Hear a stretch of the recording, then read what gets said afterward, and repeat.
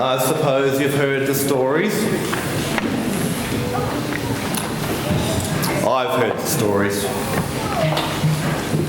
I think everyone's heard the stories. But that doesn't mean that they are true.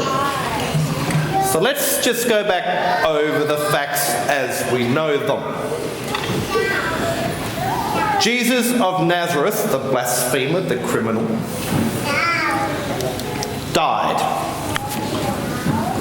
And after his death, his body was taken and placed in a grave owned by Joseph of Arimathea, whom we have since discovered was actually one of Jesus' followers, and as such, a co-conspirator.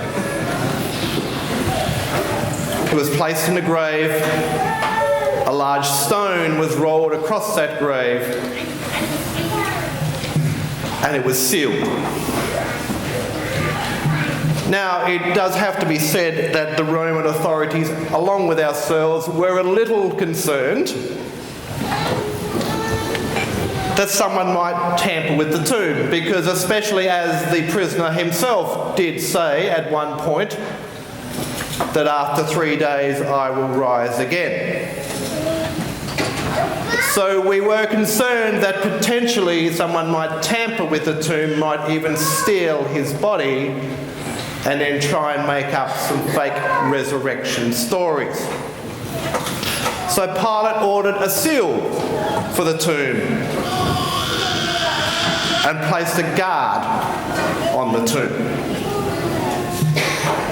It could well be said that things don't always go to plan. It appears that one of the guards, maybe we didn't select the guards well enough, but one of the guards fell asleep overnight, and he will be dealt with severely. And when people went to the tomb this morning, the stone was rolled away and the body had been stolen. And just as we feared, there are now resurrection stories circulating around town. Stories that this Jesus has been raised from the dead. You've heard the stories, haven't you? But have you actually seen him in the flesh? I know there's some of you out there that claim that you have. But have you all seen him in the flesh? Do you actually believe in something that you cannot see? You know, that would take an incredible amount of faith. Don't you think? Listen to me.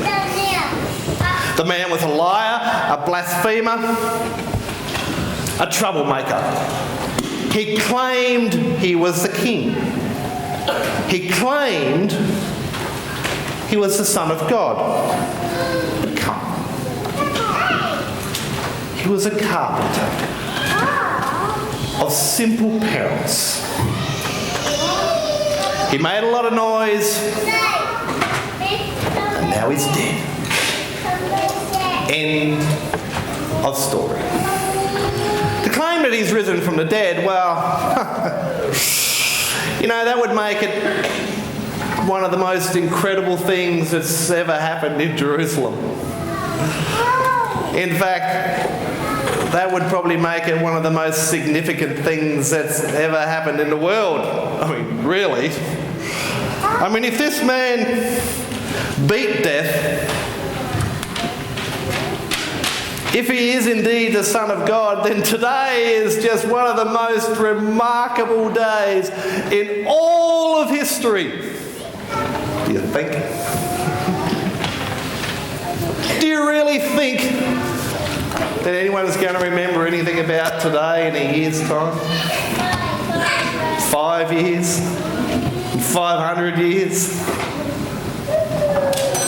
Do you think that people are really going to be claiming that the events of today are going to be changing people's lives and impacting their hearts in the year 34 AD?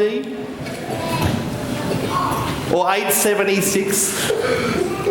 Or 2017? Think about it. Yes?